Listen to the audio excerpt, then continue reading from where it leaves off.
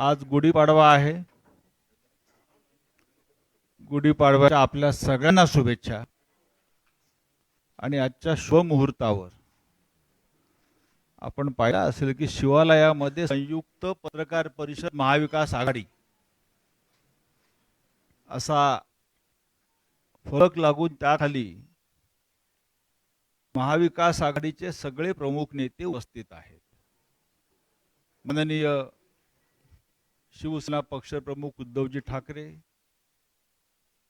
आदरणीय शरदचंद्र पवार साहेब, काँग्रेस पक्षाचे प्रदेशाध्यक्ष नानासाहेब पटोले, पृथ्वीराज चव्हाण, बाळासाहेब थोरात, राष्ट्रवादी काँग्रेसचे प्रदेशाध्यक्ष जयंतराव पाटील, शेका पक्षाचे शेतकरी कामगार पक्षाचे भाई जयंतराव पाटील, समाजवादी पार्टीचे आमदार रईस शेख, आम आदमी पक्षाचे धनंजय शिंदे, मार्क्सवादी कम्युनिस्ट पार्टीचे कॉम्रेड उदय नारकर, समाजवादी गणराज्य पार्टी आमदार कपिल पाटील, भारतीय कम्युनिस्ट पक्ष पार्टी कॉम्रेड सुभाष लांडे यांच्यासह अनेक प्रमुख नेते अनेक पक्षाचे इथे उपस्थित आहेत. आणि आपण पाहत असाल वातावरण जे आपण पाहता आजच्या दिवशी गुढीपाडव्याच्या दिवशी हे आनंद अत्यंत प्रसन्न आणि आनंददायक आहे. नाना पटोले मान हलवतात आमचे प्रेमानं. सगळे काँग्रेसचे प्रमुख नेत्यांच्या चेहऱ्यावर हास्य. आमचे मित्र सहकारी पवारसाहेब सुद्धा अत्यंत प्रसन्न मुद्रेने आपल्याकडे पाहत आहेत. सर्वप्रथम शिवालयामध्ये पत्रकार परिषद घेण्यास सगळ्यांनी मान्यता दिली, त्याबद्दल आपला सगळ्यांचा आभारी आहे. आणि आपण या वास्तूमध्ये प्रथम येत आहे म्हणून मी शिवसेनेतर्फे जो महाराष्ट्र आघाडीचा एक महत्त्वाचा घटक आहे, मी फक्त आपलं स्वागत करण्यासाठी मिलिंद नार्वेकर आपल्याला विनंती करतो, पार्टी सचिव, आणि माननीय उद्धव साहेबांना विनंती करतो, माननीय पवार साहेबांना आपण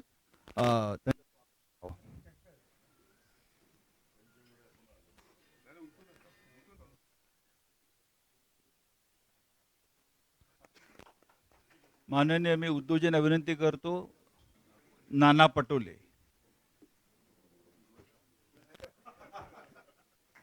आणि मी पक्ष सचिव मिलिंद नार्वेकरांना विनंती करतो की मंचावरील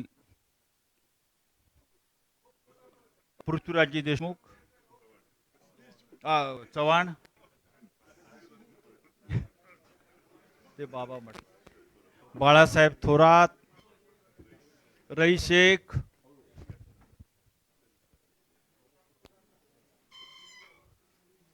श्री रईस शेख इथे आहेत पहा. हे करतो शेका पक्षाचे कॉम्रेड जय पाटील,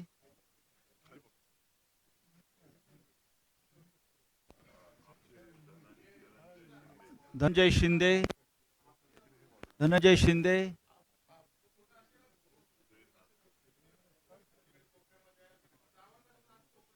उदय नारकर, कॉम्रेड ढवळे, आमदार कपिल पाटील इथे, कॉम्रेड सुभाष लांडे,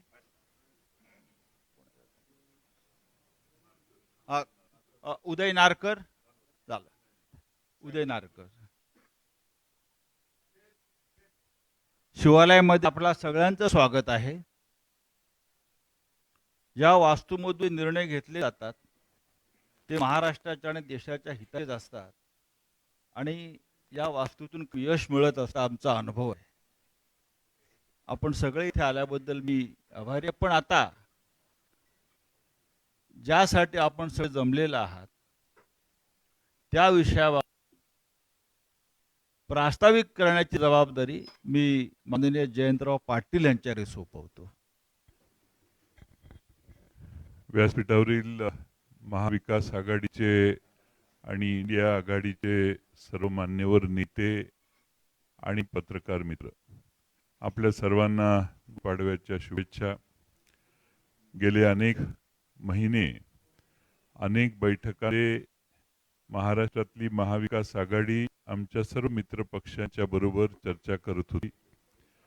देशात इंडिया आघाडीच्या काही बैठका झाल्या, त्यातूनही महाराष्ट्रातला हा अलायन्स व्हावा याबद्दल 2-3 वेळा चर्चा इंडिया आघाडीत दिल्लीच्या स्तरावर झाली.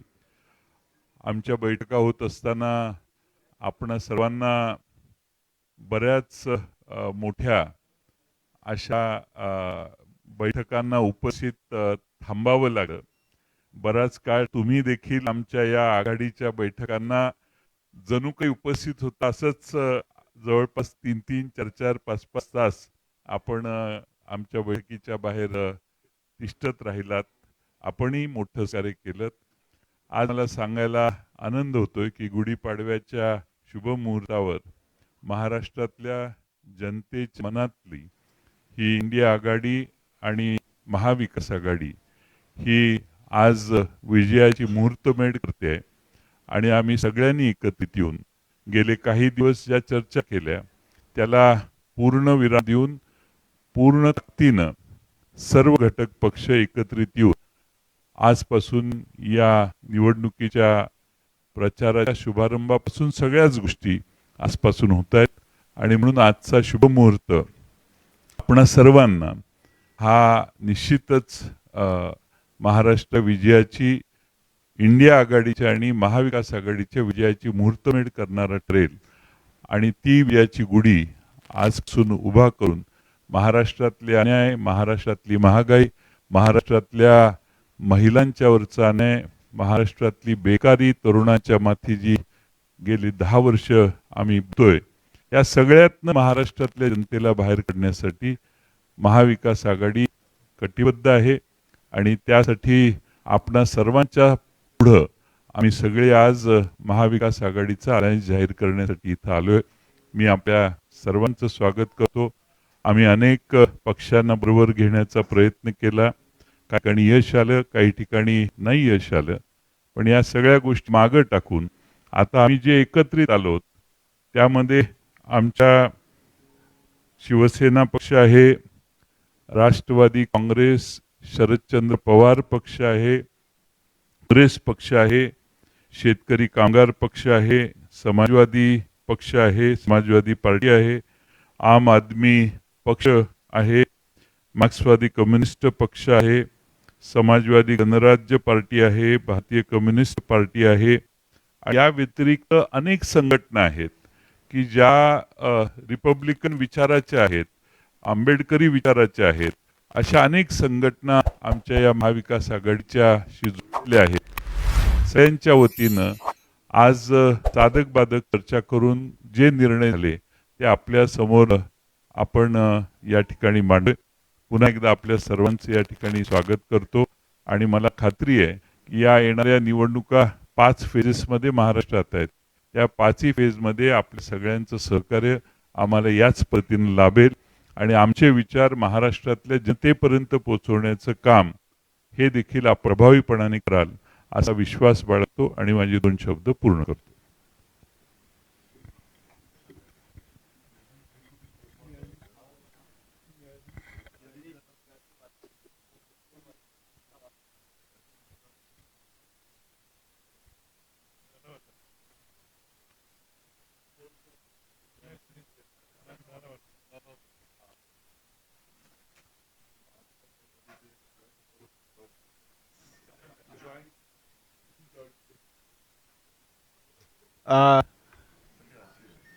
येतोय मी, नाही आपण सत नाही.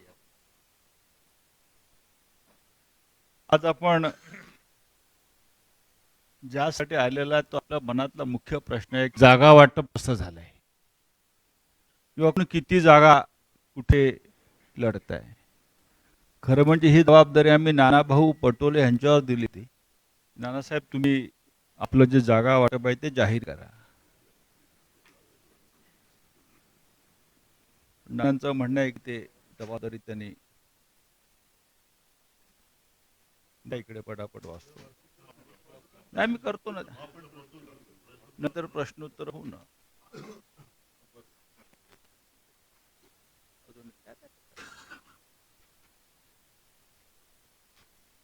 सर्वप्रथम मी काँग्रेस ज्या जागा महाराष्ट्रात महाविकास आघाडी म्हणून लढवते ते मी आपल्या समोर ठेवतो.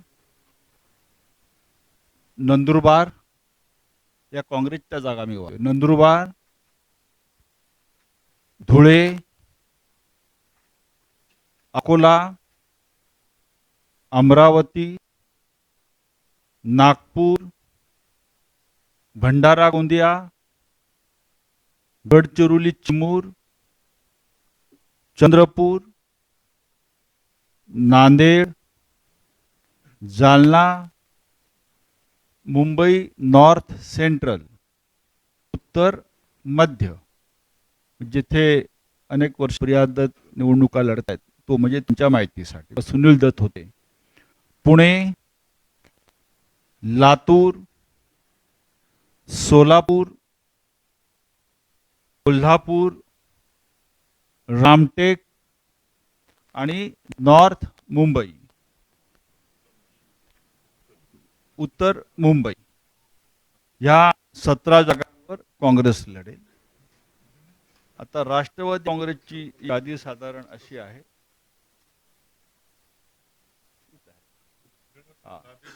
राष्ट्रवादी काँग्रेसची यादी आहे.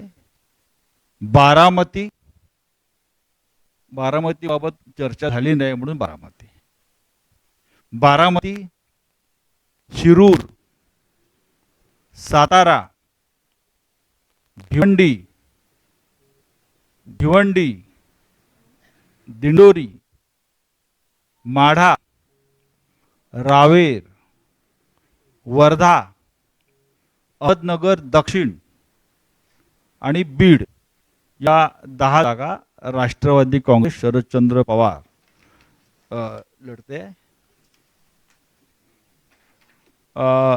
शिवसेना, शिवसेनेच्या जागा अशा आहेत साधारण जळगाव, परभणी, नाशिक, पालघर, कल्याण, ठाणे, रायगड, मावळ, धाराशिव, रत्नागिरी, बुलढाणा, हातकणंगले, संभाजीनगर, शिर्डी, सांगली, हिंगोली, यवतमाळ, वाशिम, मराठी कुठे गेला, मुंबई नॉर्थ, हा मुंबई नॉर्थ दक्षिण मध्य,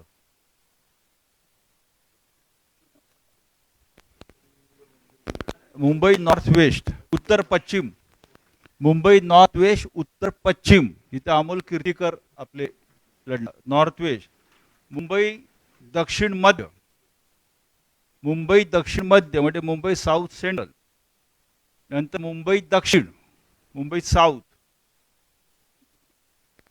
या साधारण 21 जागा शिवसेना लढते. आणि मुंबई ईशान्य, मुंबई ईशान्य या 21 जागा शिवसेना लढते. साधारण शिवसेना 21 जागा लढते. शिवसेना 21, काँग्रेस पक्ष 17 आणि राष्ट्रवादी काँग्रेस पक्ष 10 जागांवर लढते. आणि हे अत्यंत या जागांचं वाटप हे अत्यंत खेळीमेळी सहजरित्या झालेलं आहे. आणि या 48 जागांवर कशा प्रकारे प्रचार यंत्रणा एकत्र राबवायची या संदर्भात आत्ताच काही वेळापूर्वी आम्ही एकत्र चर्चा केली. धन्यवाद.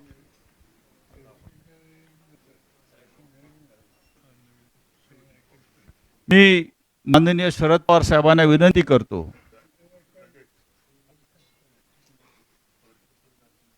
जर आपल्याला काही संवाद साधायचा असेल प्रमुख नेत्यांशी तर आपण सुरू करा.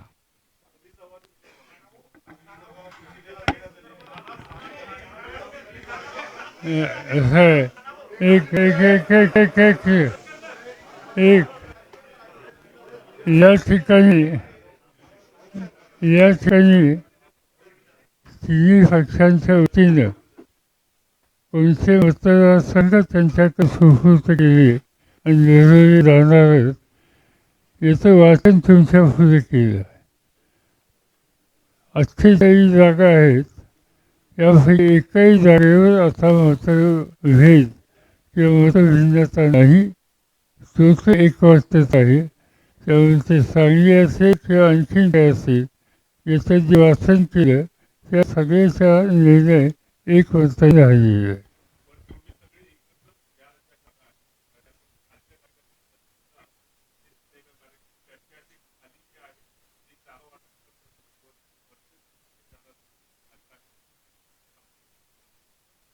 पहिल्या प्रथम नव्या वर्षाच्या आपल्याला सर्वांना शुभेच्छा देतो आणि आपल्या माध्यमातून महाराष्ट्रातीलच नव्हे तर संपूर्ण देशाच्या जनतेला हे नवीन वर्ष अत्यंत सुखाचं, समृद्धीचं, आनंदाचं आणि हुकुमशाही नष्ट होण्याचं जावो या शुभेच्छा देतो. साहजिकच आहे युती किंवा आघाडी म्हटल्यानंतर जागाबद्दल शक्य असेल तिथे आम्ही चर्चा करत असतो आणि तो प्रत्येकाचा अधिकार असतो. मात्र एक क्षण असा येतो की त्यावेळेला एकमेकाला समजून घेऊन जागा वाटप जाहीर करून प्रत्यक्ष निवडणूक जिंकण्याची तयारी सुरू करावी लागते आणि तो क्षण आता आज आलेला आहे. सर्वांच्या मनात शंकांना आजच्या या पत्रकार परिषदेतून उत्तरं मिळाली असतील आणि आपण जो काही विचार करता की खालच्या पातळीवरती वगैरे असं काही नसतं. इच्छा ही सगळ्यांची असते, महत्वाकांक्षी असते, त्याच्याबद्दल काही तो गुन्हा नाही, अपराध नाही.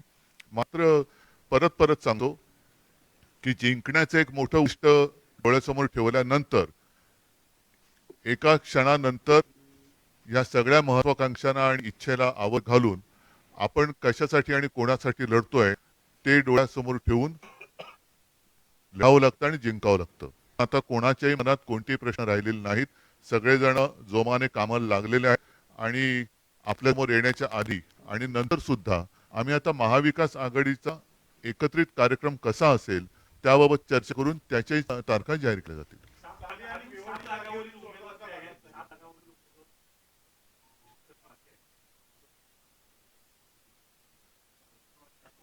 आता आता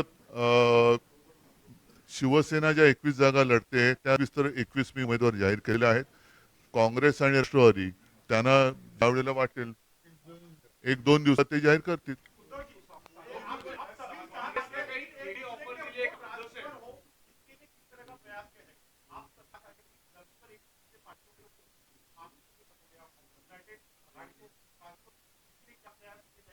प्रयास तो लगातार जारी है और मैं मानता हूं कि अभी ज्यादा प्रयास करने की आवश्यकता नहीं है. पूरी जनता ने तय किया है कि मैंने नारा दिया था किसको तड़ीपार करना है तो ऐसा करके दिखाएगी.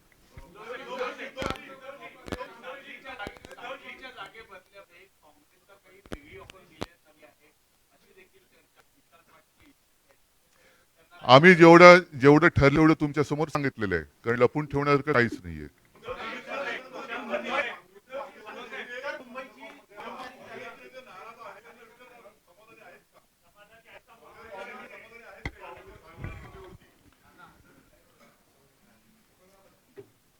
काँग्रेस हा राष्ट्रीय पक्ष आहे.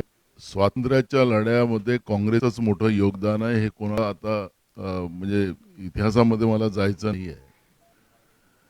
आमचे नेते राहुलजी आणि आमचे नेत्या सोनियाजींना या तानाशा सरकारने केंद्रातल्या काय ट्रीटमेंट दिलं हे सगळे काँग्रेसचे कार्यकर्ते आणि देशाची जनता या सगळ्या ट्रीटमेंटला समजून आहे, या अपमानाला समजून आहे.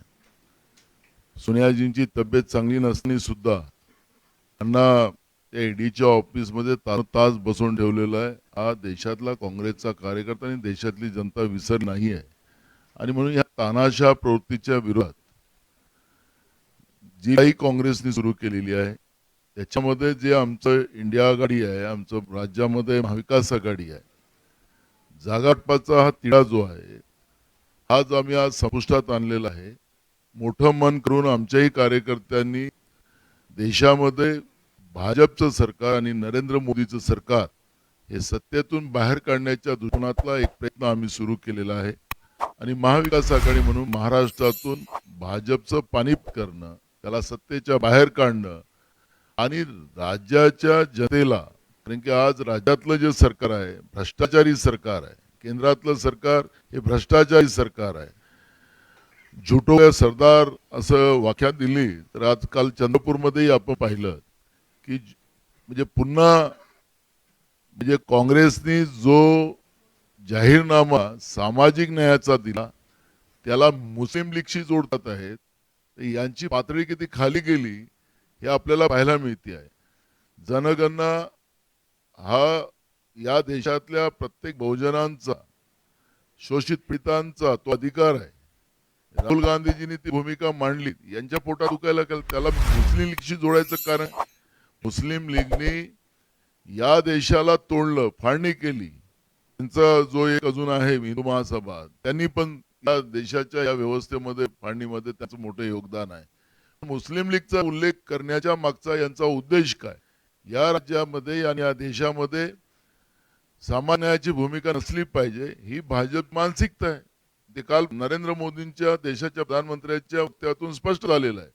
त्याच्यामुळे काँग्रेस या महाविकास आघाडीमध्ये ज्या सांगली भिवंडी आपल्या जागेचा उल्लेख आपण करताय, आमचे सगळे कार्यकर्ते एकजुटीनं महाविकास आघाडीच्या उमेदवाराला जिंकून आणण्यासाठी पूर्ण प्रयत्न करतात.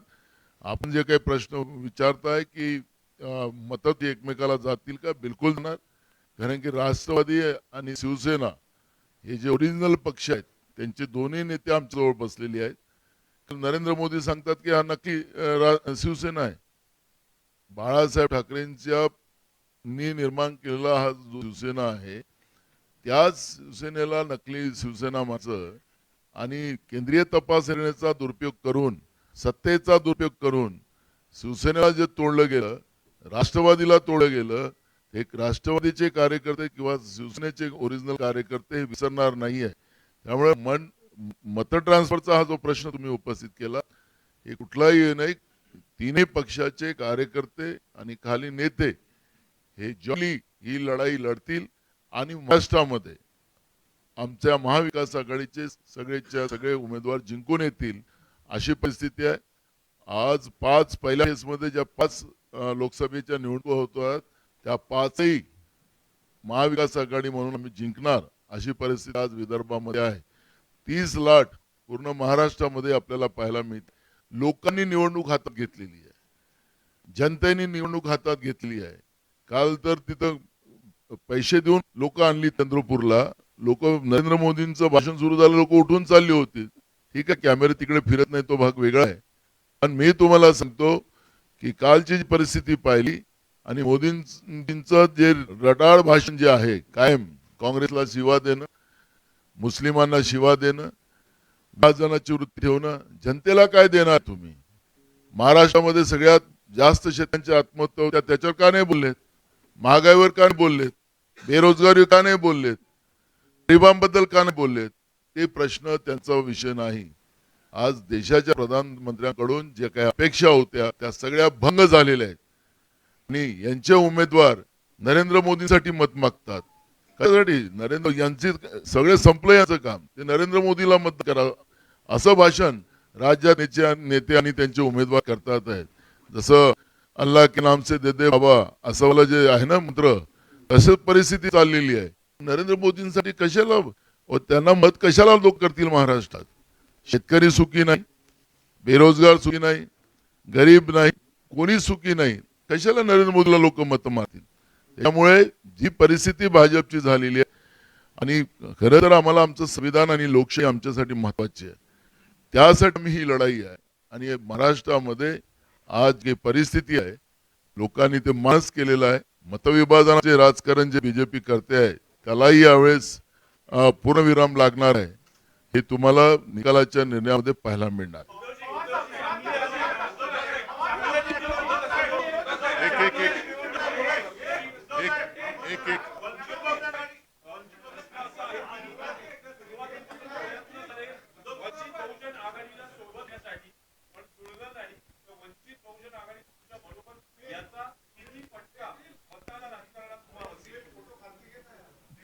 बघा, एक गोष्ट तुम्हाला पहिल्या प्रथम सांगितली गेलेली आहे.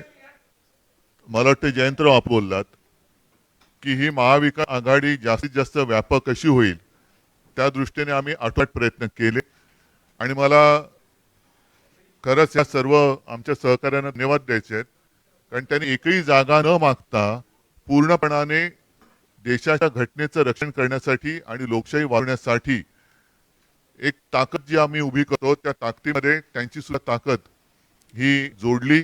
मला त्यांना खरंच मनापासून धन्यवाद द्यायचे. नुसतं तोंडावरती मी बोलत नाही, पण एकही न मागता त्यांनी ही भूमिका स्वीकारली. आमची अपेक्षा अशी होती की प्रकाशजी सुद्धा आमच्या महाविकास आघाडीत येतील. त्यांना काही जागा आम्ही देऊ केल्या होत्या. दुर्दैवाने ते काही शक्य झालं नाही आणि म्हणूनच मी साधारणतः गेल्या आठवड्यामध्ये आपल्याशी बोलताना ही भूमिका जाहीर केली होती की ते काही जरी बोलले तरी आम्ही त्यांना काही उत्तर देणार नाही. कारण आजही प्रकाशजींबद्दल आमच्या मनामध्ये प्रेम आदर आहे. त्यांनी सुद्धा संविधान रक्षणासाठी एक दिलदारी किंवा मोठी भूमिका घेण्याची आवश्यकता आहे असं आम्हाला आजही वाटतं. पण आता तरी ते शक्य झालेलं नाहीये. भविष्यात काय कसं घडेल आपण बघू.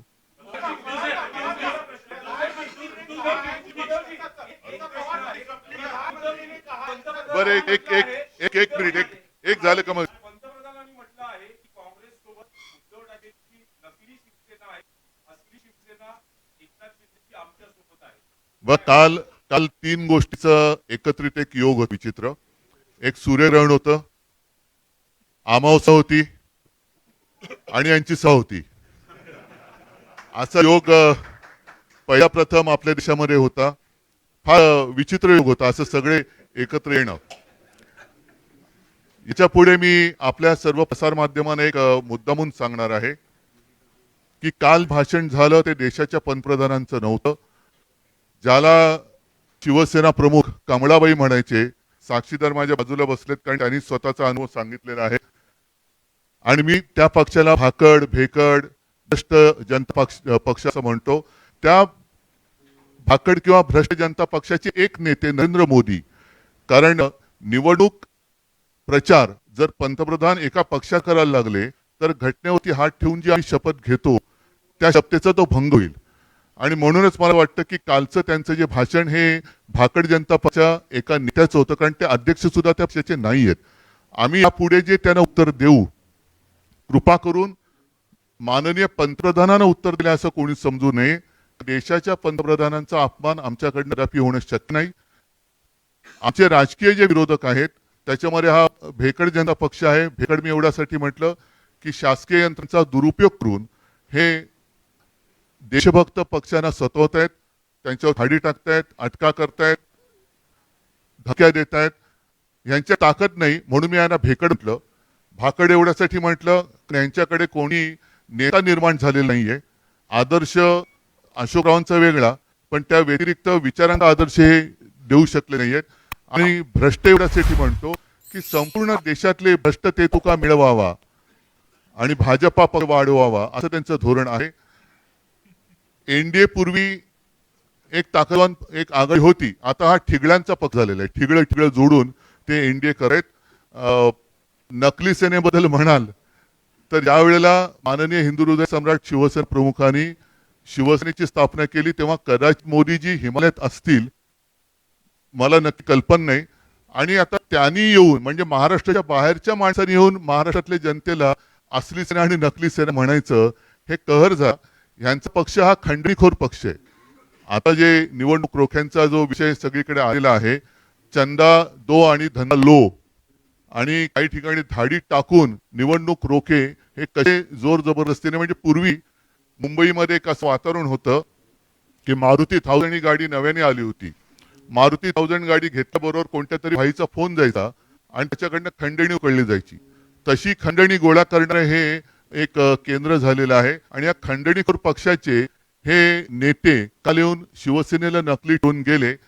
त्यांना मला सांगायचे की कृपा करून तुमचा सगळा जो काही इतिहासाचा अभ्यास आहे तो तपासून बघा. 2019 साली तुमच्याच पक्षाचे तत्कालीन अध्यक्ष अमित शहा हे शिवसेना प्रमुखांच्या फोटोसमोर लोटांगण घालायला मातोश्रीत आले होते. तेव्हा सुद्धा मीच होतो. आमची हीच शिवसेना होती. आणि तुम्हाला आता तो सगळा विसर पडलेला जरी असला तरी महाराष्ट्रात जनतेला तो विसर पडलेला नाही. मला असं वाटतं की खंडणीखोर पक्षाच्या एका नेत्यांनी शिवसेनेला हिणवणं बरोबर नाहीये. कारण यांना शिवसेना गुजरातला पळवायची होती, ती मी पळू दिली नाही, म्हणून त्यांच्यासोबत जो चायनीज माल बस आहे त्याच्यातच त्यांचं ते एक सुख मानतायत. तर त्यांचं सुख त्यांना लख लाभो.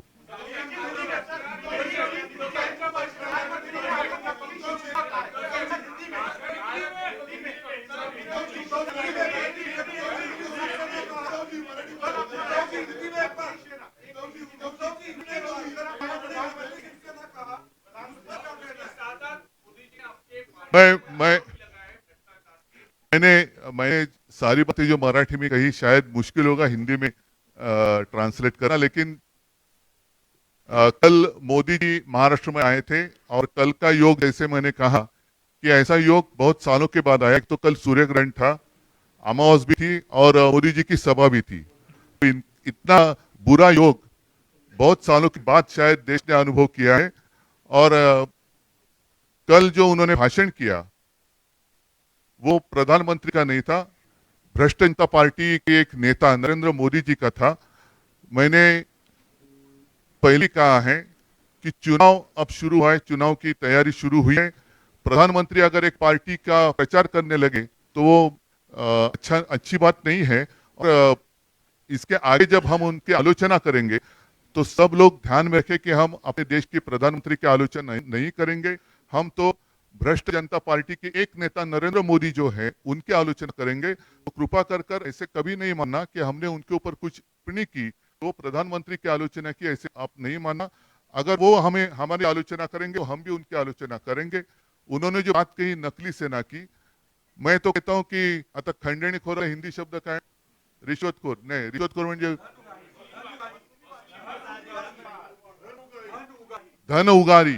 धन उगारी पार्टी के एक नेता नरेंद्र मोदी जी है.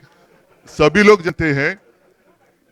जानते हैं कि कुछ दिन पहले इलेक्ट्रल बॉन्ड का जो घोटाला, जो माना जाता है कि पूरी दुनिया का सबसे बड़ा घोटाला या देश का सबसे बड़ा घोटाला है, उस घोटाले का पर्दाफाश जब हुआ तो सब लोगों को पता चला कैसे इन लोगों ने, भ्रष्ट जनता पार्टी के लोगों ने डरा कर धमका कर और उनके जो एजेंसीज है ED, CBI, income tax raid कर चंदा लिया है.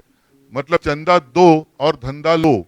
तो ये तो अभी जो आपने कहा धन उगाई जो करते हैं नवीन शब्द आहे, वसुली पार्टी आहे, वसुली सेना आहे. त्यांच्यासोबत ती वसुली सेना आहे. आणि शिवसेना प्रमुख तो कहते थे कि ये कमलाबाई है, और मैंने तो इनका नामकरण जो किया है क्योंकि बहुत सारे नाम बदली किए उन लोगों ने, तो मैंने भी उनका नाम बदली किया है. मैं उनको भ्रष्ट जनता पार्टी कहता हूँ. भाकड़ भेकड़ पता नहीं कितने मराठी के शब्द हिंदी में जैसे कैसे आते हैं, लेकिन जिस तरीके से उनका चल रहा है तो उन्होंने आजू बाजू देखना चाहिए था कि कितने लोग, भ्रष्ट लोग उनके आजू बाजू में बैठे हैं. एक वॉशिंग मशीन खोली जरूर है और एक वॉशिंग पाउडर की एड भी आती थी, दाग अच्छे है, याद है ना आपको, दाग अच्छे है. तो अच्छे दाग वाले लोग या देखते कि किसके ऊपर दाग है, जिसके ऊपर दाग है वो मोदी जी अपने पार्टी में देते हैं और उनका सम्मान करते हैं. तो ऐसे रिश्वतखोर और भेकड़ भाकड़ भ्रष्ट जनता पार्टी नेता अगर मेरी आलोचना करे तो मैं उसकी कोई कीमत नहीं देता.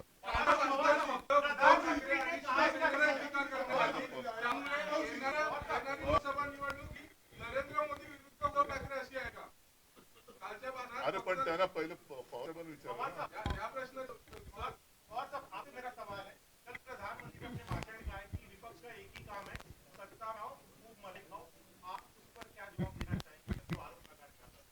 भाई प्रधानमंत्री ने जो कुछ कहा, प्रधानमंत्री एक इंस्टीट्यूशन है, इंस्टीट्यूशन की इज्जत हम रखते हैं. मगर मैं 1958 से आज तक देख रहा हूँ कई प्रधानमंत्री मैंने देखे दूर से नज़दीक से. इस इंस्टीट्यूशन की इतनी बेइज्जत नरेंद्र मोदी ने जो की, इससे पहले किसी ने नहीं की थी. और इसलिए जो कुछ होते हैं वो इंस्टीट्यूशन की बेइज्जत करने जैसी बात करते हैं. इज रिस्पॉन्सिबल प्राइम मिनिस्टर कैसे हो सकता है कि वैसे हुआ आदमी कैसे हो सकता है, इसका दर्शन उन्होंने किया।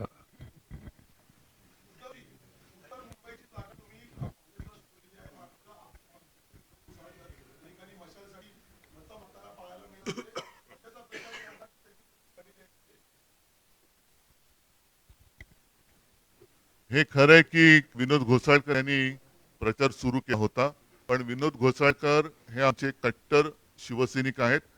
साहजिकच आहे, मध्ये जी जागा वाटपाची चर्चा सुरू होती त्यामध्ये उत्तर मुंबई काँग्रेसने लढावी का शिवसेनेने लढावी याच्याबद्दल आमच्या चर्चा सुरू होती. दिवसामागून दिवस पुढे चालले होते, म्हणून एक तयारी असायला पाहिजे म्हणून मी तयारी नक्की सुरू केली होती. मात्र आज ही जागा आम्ही काँग्रेसला सोडल्यानंतर माझा तमाम जो तिथला शिवसैनिक आहे विनोद घोसाळकर सह ते महाविकास आघाडीचा उमेदवार निवडून आणण्यासाठी नक्की प्रयत्न करेन. आता ज्या वेळेला आम्ही यादी जाहीर करतो ते व्यवस्थित समजुतीनेच जाहीर करतो, त्याच्यामुळे आता त्याच्यावरती आता चर्चा थांबलेली आहे. आता प्रचारास सुरुवात झालेली आहे. मला असं वाटतं आणखीन काही प्रश्न असतील वेगळे तर विचारा.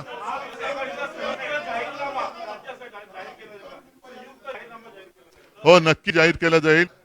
संपूर्ण देशासाठी काँग्रेसने एक उत्तम जाहीरनामा जाहीर केलेला आहे. साहजिकच आहे, इंडिया आघाडीचं सरकार आल्यानंतर हा जाहीरनामा सत्यामध्ये त्याचं रूपांतर होईल. मात्र राज्यासाठी जर काही आमचे वेगळे जे विषय असतील किंवा आहेत त्याचा आम्ही उल्लेख आमच्या महाविकास आघाडीच्या जाहीरनाम्यात करू. आणि अशी आवश्यकता नाही की मोठा जाडजूड आणखीन वेगळा काही वचननामा ज्याला आम्ही म्हणतो ते देण्याची आवश्यकता आहे, पण इंडिया बरोबर म्हणजे देशाच्या वचननाम्याबरोबर आपल्या महाराष्ट्राची सुद्धा जी काही महत्वाचे प्रश्न आहेत त्याच्यात आम्ही नक्की जोडू.